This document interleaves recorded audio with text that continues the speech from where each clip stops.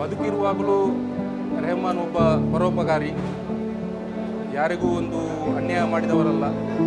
ಈಗ ನಾವು ನಮ್ಮ ದೇವಸ್ಥಾನದಲ್ಲಿ ಕಲ್ಲುಟ್ಟಿ ಮಂತ್ರ ದೇವತೆಯ ಚಾವಡಿ ಕಟ್ಟಲಿಕ್ಕಿತ್ತು. ಆಗಲೂ ನನಗೆ ಮರಳು ಹಾಕಿದವರು ರೆಹಮಾನ್ರವರೇ, ಇದೇ ರೆಹಮಾನ್ರವರು. ಈಗಿನವರೆಗೆ ನಾವು ಹೇಗೆ ಇದ್ದೆವು ಬಡಗಬೆಳ್ಳೂರಿನಲ್ಲಿ ಅಥವಾ ಇಡೀ ಕರ್ನಾಟಕದಲ್ಲಿ, ಇಡೀ ಇಂಡಿಯಾದಲ್ಲಿ, ಹಾಗೆಯೇ ಒಂದೇ ತಾಯಿಯ ಮಕ್ಕಳಂತೆ ನಾವು ಬಾಳಬೇಕು ಎಂಬುದು ನನ್ನ ಆಸೆ. ಮತ್ತು ಈಗ ನೋಡಿ, ನಮ್ಮ ದೇವಸ್ಥಾನದಲ್ಲಿ ಪ್ರತಿ ವರ್ಷ ಮೊಸರು ಕುಡಿಕೆ ಆಗ್ತದೆ, ಮೊಸರು ಕುಡಿಕೆ ಉತ್ಸವ. ಆ ಮೊಸರು ಕುಡಿಕೆ ಉತ್ಸವ ಆಗುವಾಗ ಅದನ್ನು ನಾನು ಸ್ಟಾರ್ಟ್ ಮಾಡಬೇಕಾದ್ರೆ ಅದಕ್ಕೆ ಮೇಯ್ನ್ ಕಾರಣ ಬದ್ರುದ್ದೀನ್. ಅವರು ಪಾಪ ಈಗ ಇಲ್ಲ, ಅವರು ತೀರಿಕೊಂಡಿದ್ದಾರೆ. ನನ್ನ ಹೆಸರು ಸಂದೀಪ್ ಅಂತ, ಸಂದೀಪ್ ಸದಾಶಿವ ಬೆಳ್ಳೂರು.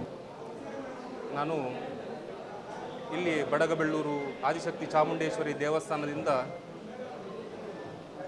ಬಂದಿದ್ದೇನೆ. ಇವತ್ತು ರೆಹಮಾನ್ರವರ ಒಂದು ಸ್ಮರಣಾರ್ಥ ಬ್ಲಡ್ ಡೊನೇಷನ್ ಕ್ಯಾಂಪ್ ನಡೀತಾ ಇದೆ ಇಲ್ಲಿ. ಮತ್ತು ಅವರು ಬದುಕಿರುವಾಗಲೂ ರೆಹಮಾನ್ ಒಬ್ಬ ಪರೋಪಕಾರಿ, ಯಾರಿಗೂ ಒಂದು ಅನ್ಯಾಯ ಮಾಡಿದವರಲ್ಲ. ಒಂದು ಹಿಂದೂ ಮುಸಲ್ಮಾನರು ಐಕ್ಯತೆಯಿಂದ ಒಂದು ಒಂದೇ ತಂದೆಯ ಮಕ್ಕಳಂತೆ ನಾವು ಬಾಳಿ ಬದುಕಿದವರು ಬಡಗಬೆಳ್ಳೂರು ಪರಿಸರದಲ್ಲಿ. ಮತ್ತು ಅವರ ಕೆಲಸದಲ್ಲಿಯೂ ಹಾಗೆ ಅವರು ಎಲ್ಲರಿಗೊಂದು ಉಪಕಾರ ಮಾಡುತ್ತಿದ್ದಂತಹ ವ್ಯಕ್ತಿ ರೆಹಮಾನ್ರವರು. ಈಗ ನಾವು ನಮ್ಮ ದೇವಸ್ಥಾನದಲ್ಲಿ ಕಲ್ಲುಟ್ಟಿ ಮಂತ್ರ ದೇವತೆಯ ಚಾವಡಿ ಕಟ್ಟಲಿಕ್ಕಿತ್ತು. ಆಗಲೂ ನನಗೆ ಮರಳು ಹಾಕಿದವರು ರೆಹಮಾನ್ರವರೇ, ಇದೇ ರೆಹಮಾನ್ರವರು. ನನಗೆ ಒಂದು ದಿನವೂ ಅವರು ಹಣಕ್ಕಾಗಿ ಬಿಡಿಸಿದವರಲ್ಲ. ಮೊನ್ನೆ 1 ವಾರಕ್ಕಿಂತ ಮುಂಚೆ ಸಿಗುವಾಗಲೂ, 1-2 ವಾರಕ್ಕಿಂತ ಮುಂಚೆ ನಾನು ಗೋವಾಕ್ಕೆ ಹೋಗುವಾಗ ನನಗೆ ದಾರಿಯಲ್ಲಿ ಸಿಕ್ಕಿದ್ರು ಅವರು. ನಾನು ಹೇಳಿದೆ, ರೆಹಮಾನ್ ಇನ್ನೊಮ್ಮೆ ಸಿಗುವಾಗ, ಅಂದರೆ ನಾನು ಅವರಿಗೆ ಸ್ವಲ್ಪ ಬಾಕಿ ಇತ್ತು ಕೊಡಲಿಕ್ಕೆ. ಆಗ ಹೇಳಿದರು, ನಾನು ನಿಮಗೆ ಹಾಗೆ ಮಾತಾಡಿದ್ದಲ್ಲ, ನೀವು ಈಗ ದಾರಿಯಲ್ಲಿ ಸಿಕ್ಕಿದ್ರಿ, ನೀವು ಹಾಗೆ ಹೇಗಿದ್ದೀರಿ ಅಂತ ಮಾತಾ ಕೇಳಿದ್ದು, ನಾನು ಆವಿಷ್ಯಕ್ಕಾಗಿ ನಿಮ್ಮನ್ನು ನಿಲ್ಲಿಸಿದ್ದಲ್ಲ ಅಂತ ಹೇಳಿದರು ಪಾಪದವರು. ಮತ್ತು ಇನ್ನೊಂದು ವಿಷಯ ಏನಂದರೆ, ಈಗ ಆದದ್ದೆಲ್ಲ ನಿಜವಾಗಿ ಆಗಬಾರ್ದಿತ್ತು ಬಡಗಬೆಳ್ಳೂರಿನಲ್ಲಿ. ಮತ್ತು ಈಗ ನೋಡಿ, ನಮ್ಮ ದೇವಸ್ಥಾನದಲ್ಲಿ ಪ್ರತಿ ವರ್ಷ ಮೊಸರು ಕುಡಿಕೆ ಆಗ್ತದೆ, ಮೊಸರು ಕುಡಿಕೆ ಉತ್ಸವ.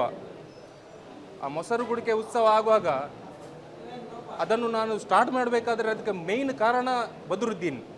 ಅವರು ಪಾಪ ಈಗ ಇಲ್ಲ, ಅವರು ತೀರಿಕೊಂಡಿದ್ದಾರೆ.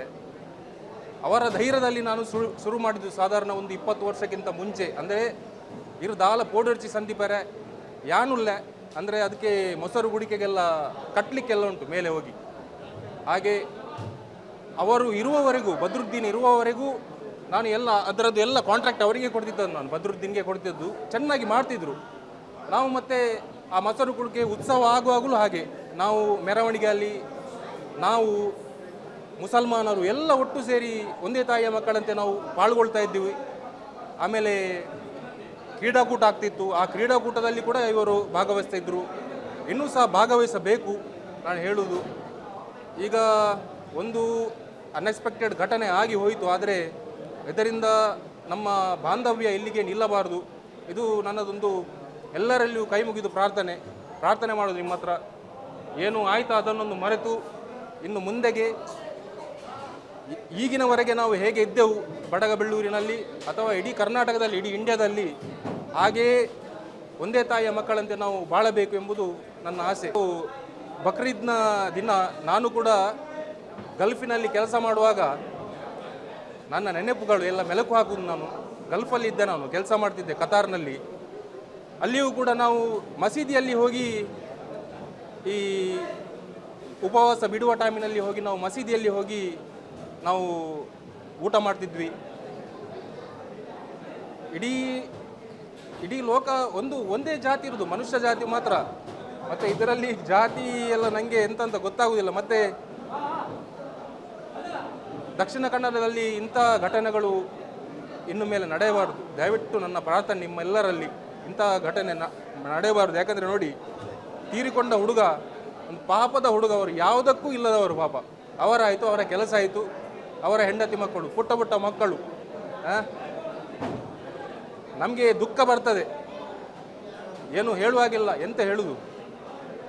ಇನ್ನಾದರೂ ದಯವಿಟ್ಟು ನಿಮ್ಮೆಲ್ಲರಿಗೂ ಕೈ ಮುಗಿದು ನಾನು ಪ್ರಾರ್ಥನೆ ಮಾಡ್ತೇನೆ, ದಯವಿಟ್ಟು ಇದನ್ನು ಇಲ್ಲಿಗೆ ಬಿಟ್ಟು ಬಿಡಿ, ದಯವಿಟ್ಟು ಪ್ಲೀಸ್.